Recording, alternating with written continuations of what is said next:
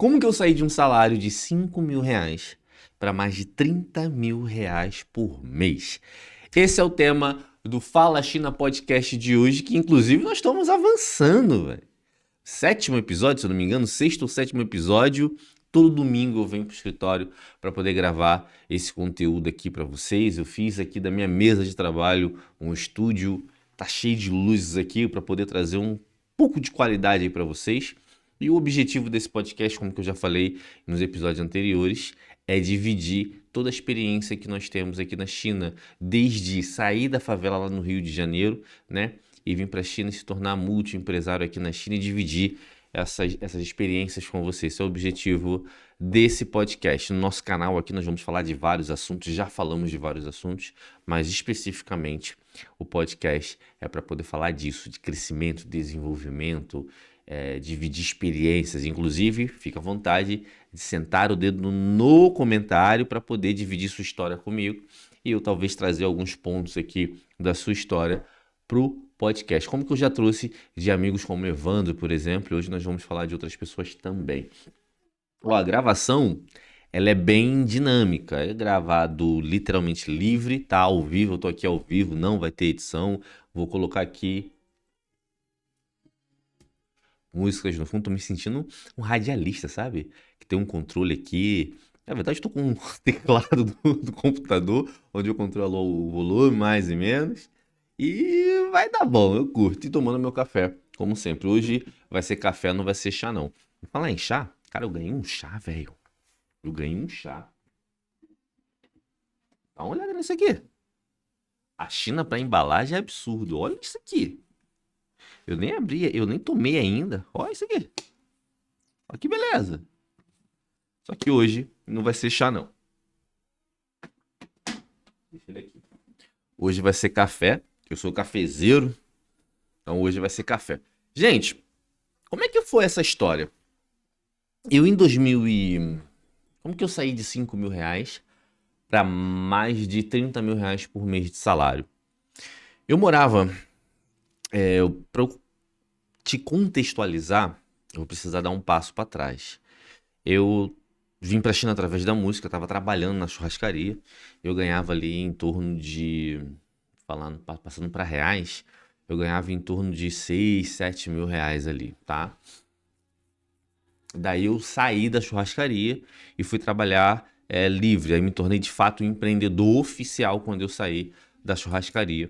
Eu comecei a tocar na noite aqui na China e também eu fiquei fazendo trabalho já de importação, porque nessa época, quando eu saí da churrascaria, foi quando antes da Jéssica antes da Jéssica nascer, foi isso mesmo. Eu saí da churrascaria, a mãe da Jéssica estava com de 8 para 9 meses, então já era 2016 isso. E daí eu saí da churrascaria e comecei a trabalhar como freelancer, né? Trabalhando com importação, já tinha cliente de importação e também trabalhando com semijóias. E continuei trabalhando com a parte da música. Já tinha conhecido o mercado de semijóias. Foi aonde que eu recebi um convite inusitado. Nessa época eu devia estar recebendo um pouco mais do que eu ganhava na churrascaria, tá? Passei uns meses, alguns perrengues, tanto que no dia que a Jéssica nasceu, eu não tinha o dinheiro do parto, porque aqui os partos são pagos, né? Então eu não tinha o dinheiro do parto da Jéssica. Eu tive que pedir emprestado. Inclusive, eu quero honrar as pessoas que me emprestaram esse dinheiro na época, que foi o jogador de futebol, o Alan que me emprestou esse dinheiro, e também a Daisy com o Alex, na época me emprestaram dinheiro para eu poder fazer o parto da Jéssica. E daí, nessa época, eu recebi um convite bem inusitado assim, que a Jéssica nasceu e tal, passei um perrengue e tudo mais, aí comecei a ganhar dinheiro, passei a ganhar mais do que eu ganhava na churrascaria, paguei todo mundo. Lembre-se, se você pegar dinheiro emprestado com alguém em alguma época, mantenha as portas abertas, paga, tá? Paguei tudo certinho, minha vida rodando muito bem, tocando na noite, fazendo meus trabalhos de importação e tudo mais. E daí eu recebi um convite inusitado para poder visitar uma fábrica, né? Enrolei essa fábrica durante a vendedora, na verdade, durante os 2 meses mais ou menos, até que finalmente eu fui para essa fábrica, que é a Xingyu, já contei a história dela aqui várias vezes. E chegando lá, o dono da fábrica, eu devia estar recebendo aproximadamente uns 13 mil na moeda daqui, tá? 13 mil RMB. Quando eu falar RMB, é a moeda daqui, tá bom? Eu ganhava mais ou menos uns 13 mil RMB na média. E daí, o cara me ofereceu 6,5. Cara, 6,5? De 13 para 6,5, menos da metade? É praticamente ali a metade ali. Aí eu... Não vai rolar. A mãe da Jéssica bateu o pé, falou que não, era maluquice, maluquice, mas tinha uma coisa dentro de mim, Deus já tinha colocado dentro de mim, que era para eu poder aceitar aquela proposta. Por que que eu falo isso? Mesmo na época, eu não era cristão, tá? Eu não era cristão, eu não conhecia Deus e Jesus Cristo de perto, mas eu falo que foi Deus porque eu fiz um cálculo que não faz sentido nenhum. Eu não era um cara tão inteligente assim para poder ter esse raciocínio. Qual foi o raciocínio que eu tive, galera?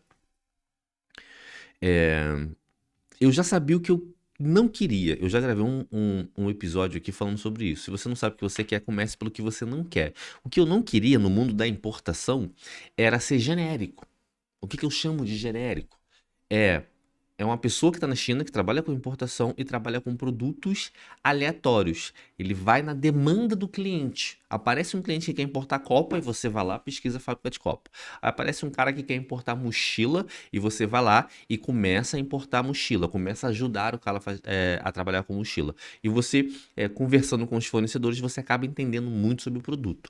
Tanto conversando com o fornecedor, tanto conversando com o cliente. Aí vai ter uma hora o cara quer trabalhar com piso, outra hora o cara quer trabalhar com construção, outra hora o cara trabalha com tecnologia, rastreamento, o outro trabalha com roupa, ou seja, fica pulando de produto a produto mediante a demanda do seu cliente. Não tem nada de errado nisso, mas isso eu vi alguns escritórios na época aqui na China fechar por conta disso. E daí eu percebi que eu não quero ser genérico. Ah, não quero não. Não quero ser genérico. Eu fico dependendo muito do cliente, não tem como, acabo não tendo consistência na hora de vender o meu serviço, os produtos da fábrica aqui, porque eu vou vender o quê?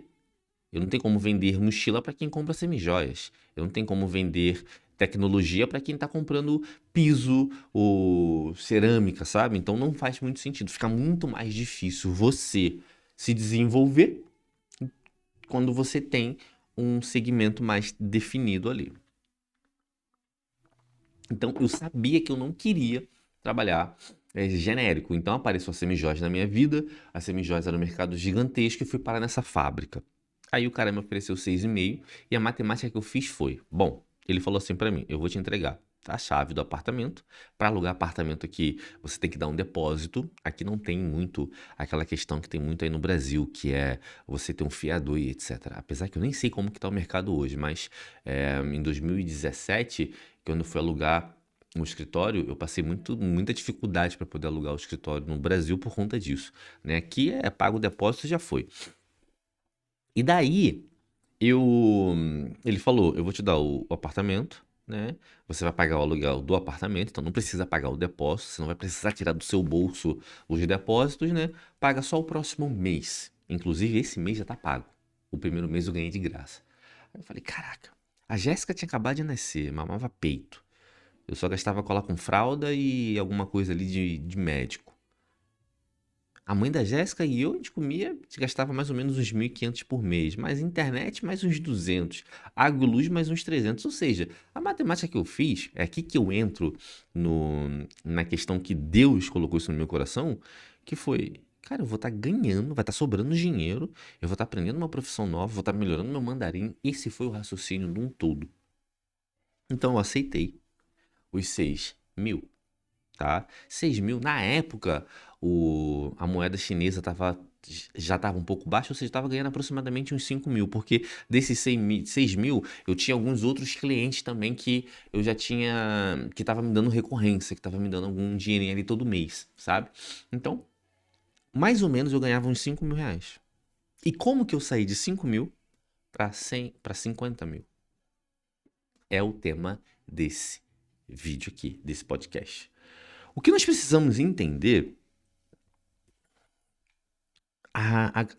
eu acho a mensagem principal que eu quero passar nesse episódio aqui, que eu quero conversar com você, é justamente essa tomada de decisão de ir na fábrica, tá? De ir para aquele lugar lá. Eu acho que é a mensagem principal. Mas a palavra que fica aqui é coragem e persistência.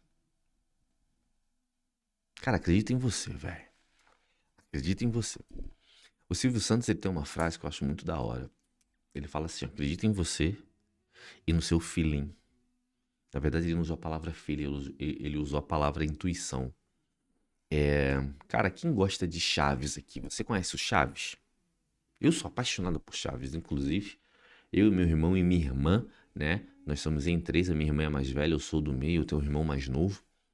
Nós somos muito bestas, usando essa palavra, bestas. E, caraca, quando a gente se encontra, né? Eu moro na China há muito tempo. Quando os três se encontram, a gente começa a falar de Chaves. A minha mãe olha assim, não, de novo, não, gente. Nós somos viciados em Chaves. Eu sou viciado em Chaves, cara. Minha irmã também. Ela é viciada em Chaves. O Matheus também. Agora eu não lembro por que que eu fui nesse tema do Chaves. Vamos voltar um pouquinho aqui. Caraca, por que eu fui no Chaves, velho? Coragem, persistência. Coragem, persistência, Chaves. O que que tem Chaves, velho? Minha irmã. Mano, por que que eu cheguei no Chaves, velho? Que loucura. Eu falei que o negócio é ao vivo. Chaves. Eu vou pegar o Chaves de novo. Mas vamos voltar pra coragem e persistência. Não sei por que eu cheguei no Chaves. Tem algum ponto interessante aí da mensagem referente ao Chaves. Mas vamos lá. Ah, Silvio Santos. Putz, caraca, velho. Chaves. Porque eu lembrei da minha infância, velho. Falei, caraca, Chaves. E tem um ponto que eu não assisto Chaves.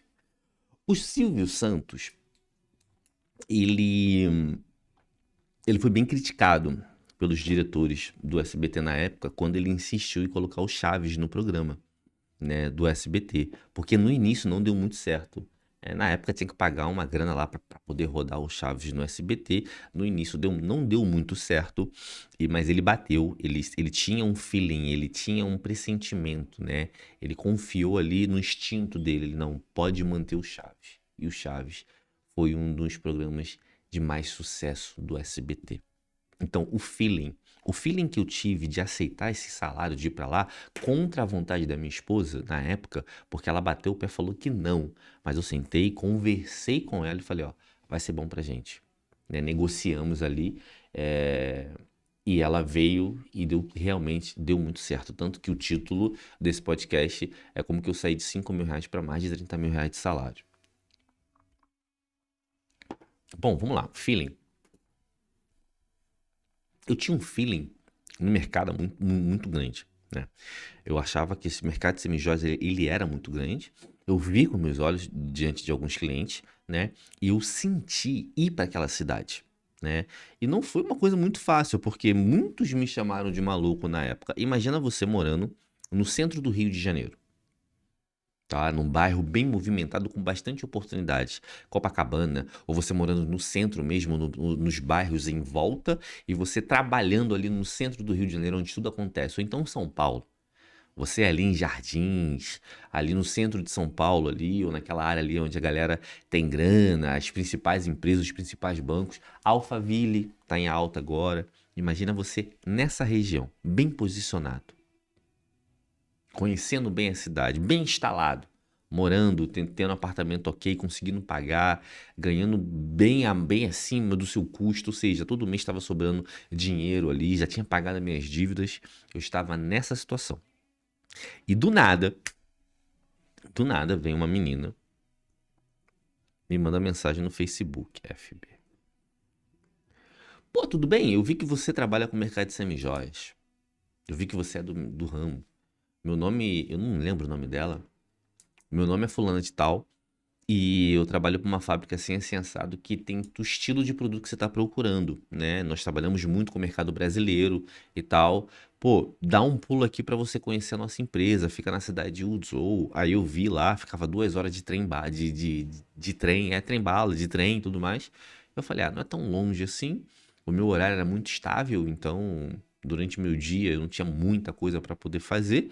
Eu trabalhava mais à noite por conta dos clientes brasileiros e da música também. Então, durante meu dia, eu tinha agenda.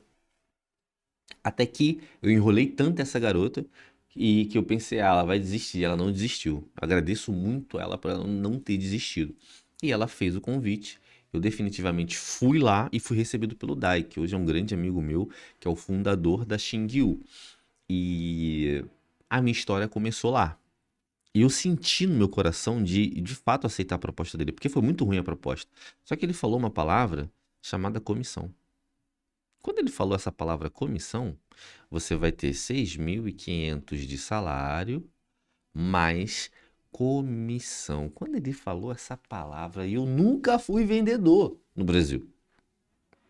Por isso que eu tenho certeza que foi Deus que colocou isso no meu coração, porque eu nunca fui vendedor, velho. Não faz sentido nenhum ganhar, cara, comissão. Será que isso vai dar bom, cara? De comissão? O que é isso? Mas eu senti no meu coração de aceitar.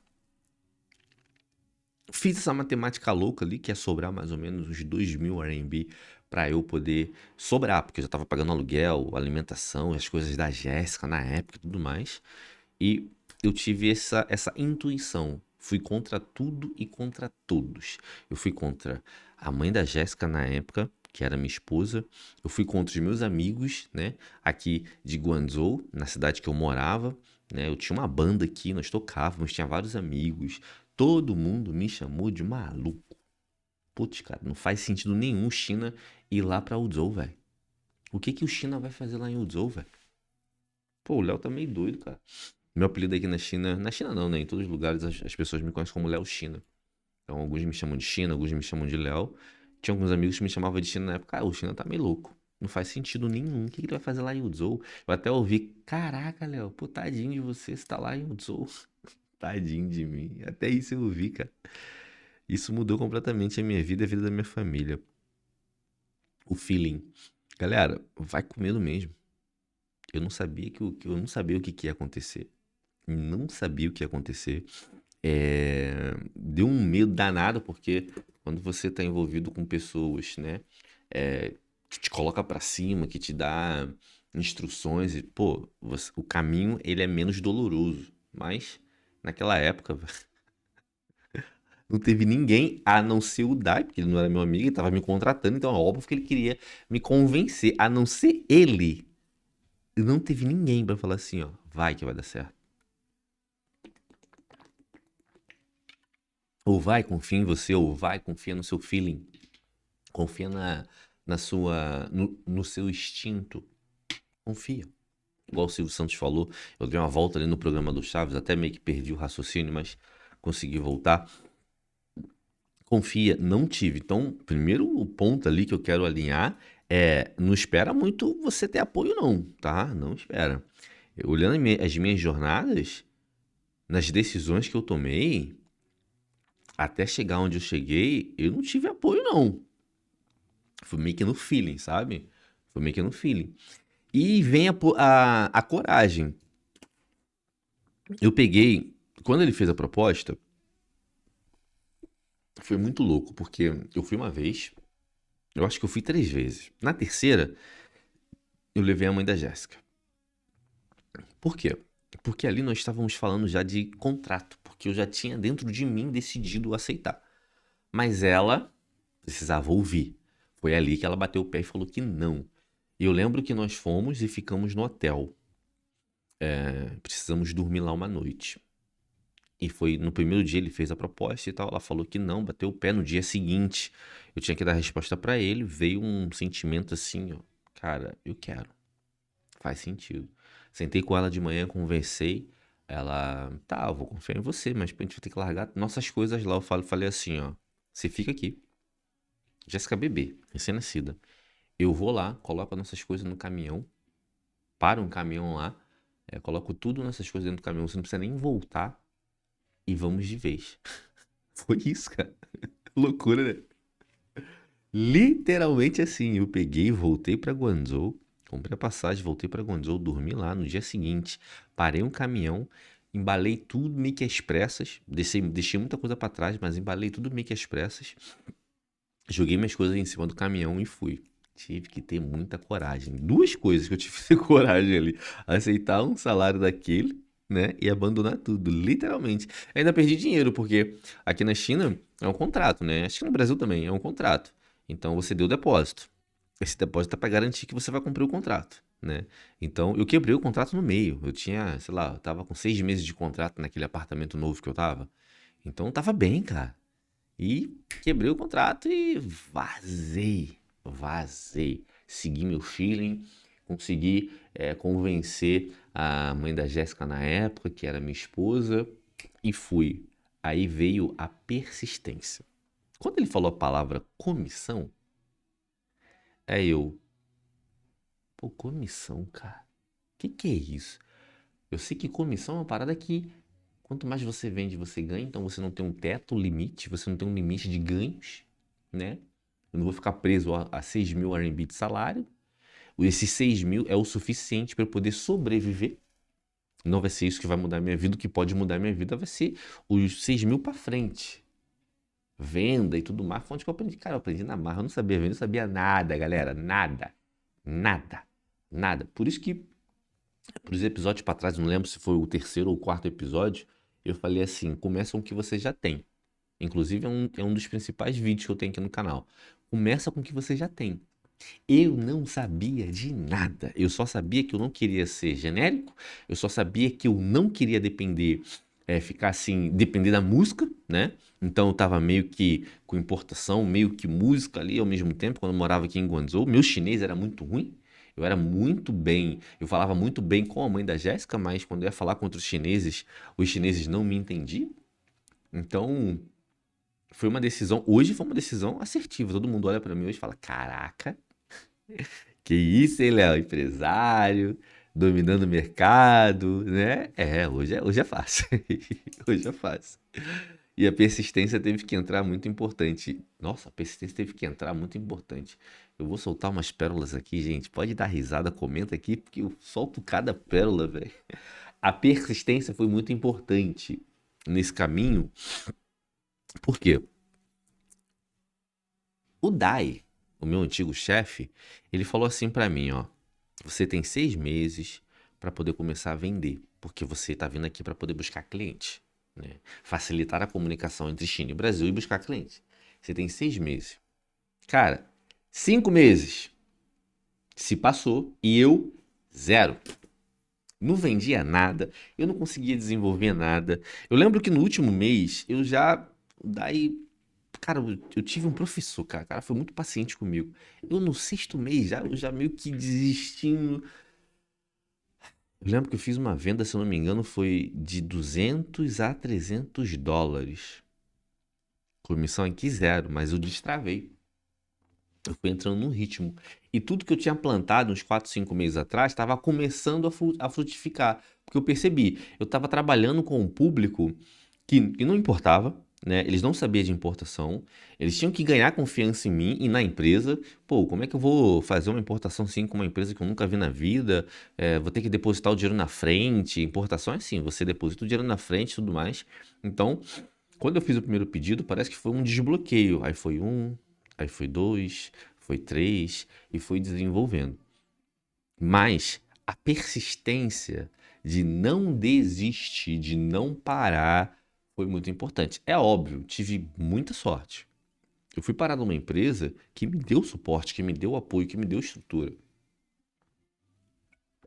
Uma coisa que você nunca vai me ver falando não, eu não tive apoio de amigos, mas você nunca vai me ver falando, não, eu nunca tive estrutura na empresa para poder crescer. Ao contrário, sempre tive. Em toda a minha jornada ali, eu sempre tive. Tá, beleza, passou os 6 meses. Passou os 6 meses. Eu fui lá, fiz as minhas vendas. Deu bom, Léo? Não. Só que 6, 7, 8, 9 meses, eu comecei a desenvolver. Eu comecei a vender. Eu comecei a trazer resultado para a empresa. E eu ainda não estava com esse salário que eu te falei aqui, não, mais de 50 mil não. Mas eu já estava bem. A empresa estava começando a ver que apareceu uma luz no fim do túnel. Apostar nesse garoto aí não foi tão ruim, não. Até que tem futuro. Eu não lembro se veio de mim eu acho que veio dele. Ou se veio do Dai, o meu antigo chefe, de eu ir para o Brasil para visitar cliente. Eu não lembro. Mas tava chegando as minhas férias, que no meu contrato eu tinha uma passagem por ano de ida e volta pro Brasil. Tava chegando as minhas férias. Aí eu fui pro Brasil. Eu acho que veio de mim. Eu acho que veio de mim. Eu falei assim pra ele. Não, ou foi dele também, eu não lembro, enfim, não importa. Falei pra ele assim: vamos fazer o seguinte. Eu vou pro Brasil de férias, vou ficar 15 dias no Brasil de férias com a minha família e tudo mais. E daí eu vou em São Paulo, vou visitar os clientes lá de São Paulo e vou tentar trazer pedidos lá pra gente. Então, meio a meio, perfeito? Beleza, beleza. Então, eu sacrifiquei, né, 15 dias das minhas férias para eu poder visitar os clientes. Ó, isso aqui é muito importante, cara. Faça mais do que estão te pedindo. Não fica essa mentalidade de, eu não sou pago para isso. Minhas férias é minhas férias, finais de semana é sagrado, eu não faço nada no final de semana. Evita. Sabe por causa de quê? Porque, cara, o mundo é muito justo. Não, o mundo não, desculpa. A natureza ela é muito justa. Você só vai colher banana se você plantar banana. É impossível você plantar banana e colher maçã. Não dá pra você fazer isso. O que eu tô querendo dizer com isso? Você colhe o que você planta. Se você faz o que todo mundo faz, você vai ter os resultados que todo mundo tem. É óbvio, mas precisa ser dito, né? As pessoas que eu vejo crescendo, aqui na minha equipe mesmo, as pessoas que eu faço questão de estar perto de mim, no Brasil, eu tenho uma equipe no Brasil, tenho equipe aqui na China. As pessoas que eu faço questão de estar perto de mim são as pessoas que não não fazem somente o que elas são contratadas para poder fazer. Não tem nada de errado você fazer o que te contrataram para poder fazer. É aquela questão, né? É, o combinado não sai caro. Eu tenho essa frase também, eu falo muito sobre isso, mas eu como empresário hoje, eu vejo, se eu preciso tomar uma decisão, tá? Eu preciso manter somente um colaborador. Tu acha qual colaborador que eu vou manter? É o que faz somente o que foi pedido para ser feito? Ou o que faz além? É a pessoa que quando dá 6 horas, que é o horário de sair do trabalho, deu 6 horas, já está pronto para poder levantar, para poder ir embora? Ou, se precisar ficar um pouquinho mais, 10, 15, 20 minutos a mais, fica. Quem que eu vou tomar? Quem que eu vou escolher? Se fosse você, se você estivesse nesse lugar, quem que você ia escolher? Eu, durante essa minha jornada, eu fiz muito, sem saber, tá, gente? Isso foi meio que natural. Foi meio que natural. Eu observei que na venda, no empreendedorismo, porque quando eu entrei na empresa do Dai, 8, 9 meses depois eu comecei, eu já tinha lido livros, eu já tinha esse hábito de ler livros, de ouvir podcast, nem podcast existia ainda, mas eu assistia muito vídeos do YouTube, né? O Laí Ribeiro, que eu já falei dele aqui, e eu tinha isso dentro de mim, fazer a mais, fazer mais. Eu era um cara um pouco preguiçoso, mas por uma coisa que eu via que eu tava tendo, que eu tinha oportunidade de crescimento, eu comecei a fazer mais, comecei a fazer mais, comecei a fazer mais. Eu lembro que o meu horário de trabalho era assim, ó, das 14 às 18. Vou explicar o porquê. E das 20 às 0 hora. O meu trabalho era vender, buscar clientes no Brasil. Tá? Então, o fuso horário da China é totalmente o contrário do Brasil. Então, nós estamos 11 horas na frente. Agora, pega o horário aí, vamos dizer, meio-dia no Brasil, 11 horas da noite na China, do dia anterior. Então, nós estamos 11 horas na frente. Então, precisava trabalhar à noite, porque a noite aqui na China é de manhã no Brasil. É a hora que meus clientes respondiam, né? Então, eu comecei a fazer isso. No primeiro e no segundo mês, eu era bem organizado nessa questão. Era meia-noite, meia-noite, eu estava querendo ir embora já. Eu vazava. Deu meia-noite, pum, vazava. Ô, tô cheio de sono, vambora. Né? E tinha época que dava 20 horas, eu já explico esse detalhe, dava 8 horas da noite, eu estava em casa ainda. Porque eu sabia que o Dai não ia pro escritório, tinha alguma coisa para poder fazer, então eu ficava sozinho no escritório, falava, eu vou ficar de casa. Até que o Dai me deu uma chamada nisso aí. E daí, com essa chamada do Dai e com os incentivos que eu comecei a ter assistindo livros, assistindo vídeos. Calma aí. Não tem como deixar essa passar, não. Assistindo livros.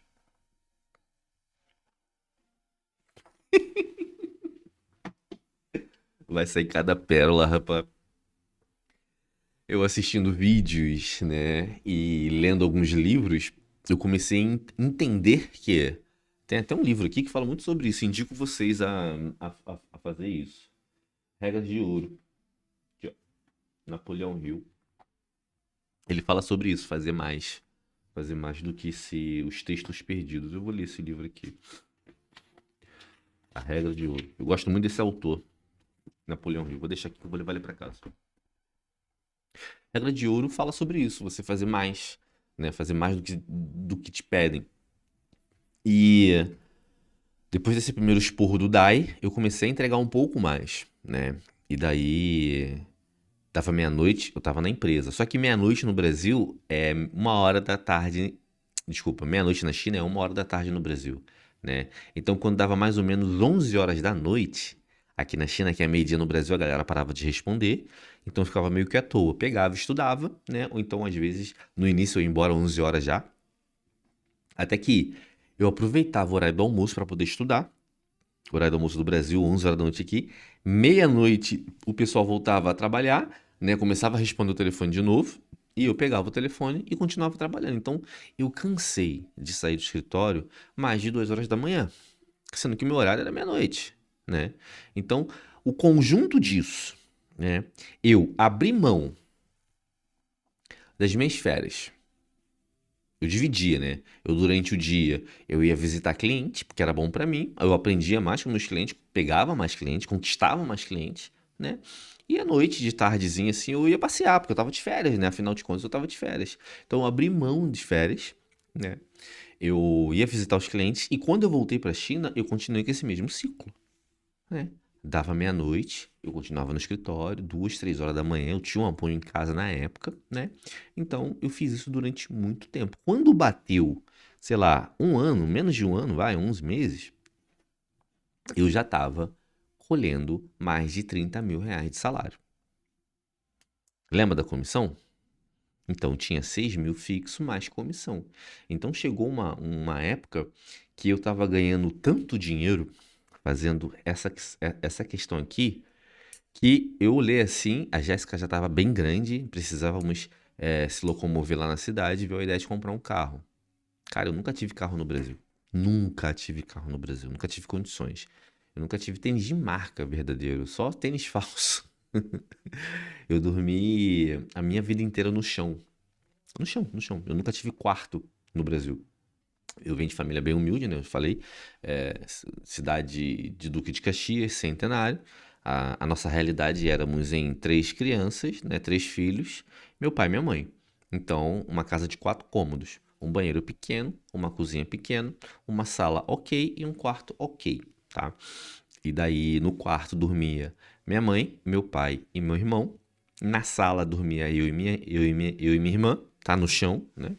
Nós fazíamos, arrumava nossa cama no chão, tá? E assim foi a minha vida inteira, até eu vim pra China pela primeira vez. Então, eu vim ter as coisas aqui na China pela primeira vez. Isso eu fui fazendo durante basicamente toda a minha vida. Carro nunca passou pela minha cabeça, né? 1 ano depois, eu comprei meu carro zero aqui na China, fazendo esse ciclo aqui que eu tô te contando, né? Então, foi um conjunto de coisas, de decisões, foi coragem, persistência, fazer mais, abrir mão até hoje. Não, na verdade, eu me tornei oficialmente empresário na China tem pouco tempo, 2024, 2024, março de 2024. Foi quando eu aluguei esse escritório aqui, Deus me deu esse presente, me deu esse escritório aqui, né? Tô falando aqui na China, porque no Brasil eu já era empresário. E comecei de fato a minha empresa aqui na China. Porque nessa jornada lá, eu ainda era colaborador, tinha meu salário, era CLT, né? Eu me tornei sócio da fábrica, né? Mas eu ainda recebia salário, né? Então, eu tinha um cara, eu tinha um chefe, vamos se dizer assim, né? Então, toda essa jornada, até eu de fato alcançar 30 mil por mês, foi tomando algumas atitudes, tomando algumas decisões, fazendo algo que eu não fazia. Eu falo muito sobre essa frase, eu amo essa frase. Loucas são as pessoas que fazem as mesmas coisas e querem resultado diferente. Eu comecei a fazer algo diferente. Eu saí da cidade onde eu estava. Eu, eu fui aprender algo novo. Tive que ter coragem de abandonar tudo. Tive que ter persistência, que foram basicamente 6 meses até ver alguma coisa, uma luz no fim do túnel, né? E isso, quando eu falo pra você, eu falo pra mim também, porque é, eu tô numa situação da minha vida, 2020, 2025 foi muito isso, foi muito assim, ó, sem persistência nenhuma. E olha que eu sou um cara persistente. Eu não sou um cara que eu desisto das coisas, mas eu tava muito incerto, não, eu tava muito instável. Cada momento eu mudava, vou fazer isso aqui, ah, depois eu faço isso daqui, não, depois eu vou fazer isso aqui. Então, eu tava muito assim, e eu vejo muitas pessoas assim também. Se você não sabe o que você quer, começa pelo que você não quer. Seja persistente e tenha paciência. Tenha paciência, porque a paciência com a persistência vai ser necessária. Porque vamos dizer que você. Eu vou contar o caso do Felipe aqui. Felipe é um músico, acho que eu já falei dele aqui, mas eu vou dar um exemplo, o conselho que eu dei pra ele. Eu vou até pegar aqui o WhatsApp dele.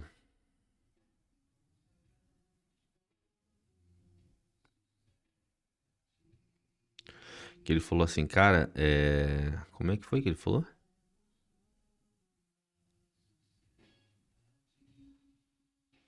Quero cuidar da minha família, tal, saber dos produtos de vendas. Eu mandei um monte de áudio pra ele. Ele, boa noite, mano. Já fiz serviço no custo, não deixo de vender o produto. Tá. Formação, beleza, emocionante. Aqui, ó, ele botou aqui, emocionante. Deixa eu ver o que eu falei pra ele. Uma definição que eu chamo de voo de galinha. Só que galinha não voa, né? Então, ah, eu explico do voo de galinha e tudo mais. A persistência. Eu vou contar essa definição aqui pra vocês para poder encerrar esse episódio de hoje. A definição do voo de galinha. Quando eu vi isso pela primeira vez, eu achei maravilhoso e adaptei para minha realidade. Estou dividindo com as pessoas. Encerro aqui esse episódio com a definição do voo de galinha. No mundo que nós estamos hoje, a galera está começando uma coisa e acaba parando por vários motivos, tá? Principalmente por não saber o que querem, né? E como que saber o que quer? Você precisa de tempo, pensar, entender que isso é importante. Eu lembrei do meu passado, eu não sabia o que eu queria, mas eu sabia o que eu não queria, e por isso eu gravei aquele vídeo.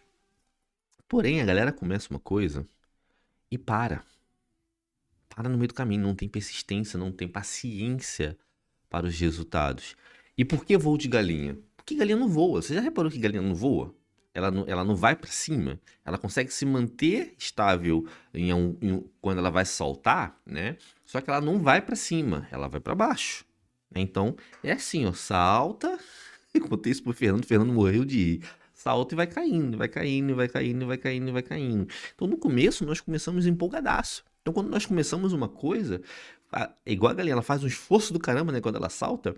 E quando eu ouvi essa definição, me veio na memória quando eu era criança. O meu pai criava galinha, né? Então a galinha ela ia pro telhado, e eu lembro que meu pai queria fazer ela descer e pegava um cabo de vassoura, subia na escada e ficava empurrando ela para ela poder sair do telhado.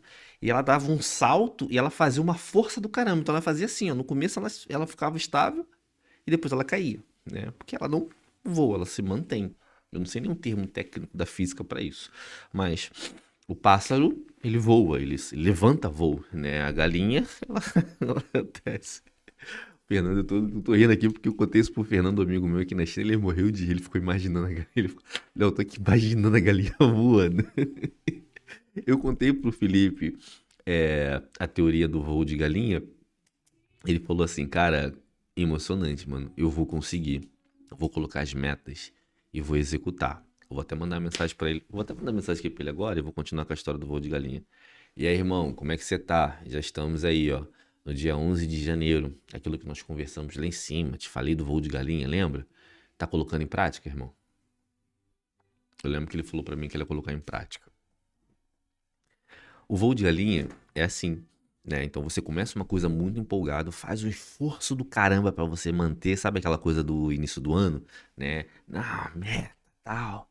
Vou emagrecer, vou fazer um curso, vou fazer isso. Quando você compra um curso, você vai lá, começa o curso empolgadão, assiste maratona o curso, igual Netflix, fica assistindo um atrás do outro. E quando passa 2, 3 meses, você. É isso. Essa é a teoria do voo de galinha. No começo realmente é difícil. Eu demorei um ano para eu poder ver resultados reais, né? Eu demorei um ano para poder ver resultados reais. Eu demorei 6 meses para poder fazer minha primeira venda. Então é todo um contexto ali que você precisa ter em mente para que você possa começar a ter resultados diferentes, né? Mudar de fato a sua vida. E a regra de ouro, fazer mais do que estão te pagando, cara. Se eu não tivesse esse conjunto de coisas, né, eu realmente não estaria aqui gravando esse vídeo para vocês. Eu não ia ter uma estrutura como essa, uma empresa como essa.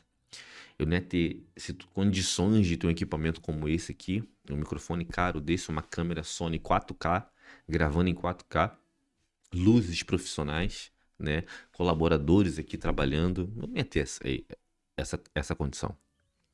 Continuando. Mas eu lembro que foi tudo no começo. Eu comecei com 6.500 RMB. Na verdade, eu comecei lá em 2009, né? Quando eu vim pra China pela primeira vez. 2009, 2011 eu não fiz basicamente nada. E daí, eu vim parar aqui em 2013 de novo, pela graça e a misericórdia de Deus, e aqui estamos. Esse foi o ciclo. Foi assim que eu saí de 5 mil reais para mais de 30 mil reais por mês, seguindo essa regra. E cuidado com o voo de galinha. Não comece empolgadão. Não sai desse vídeo aqui ou de alguns outros vídeos que você assiste empolgadaço, não. Uma coisa de cada vez. Planeja. Planeja. Imagine alguns cenários. Não tenta, não espera estar perfeito, que nunca vai estar perfeito. Começa do jeito que tá, mas vai. Vai. Começa com o que você já tem, mas vai. E a persistência vai trazer resultado. A persistência vai trazer resultado. É só não parar. Esse foi o episódio de hoje. Espero que de coração que essa história aqui, essa jornada que nós fizemos e que eu vejo que várias pessoas passaram por histórias similares.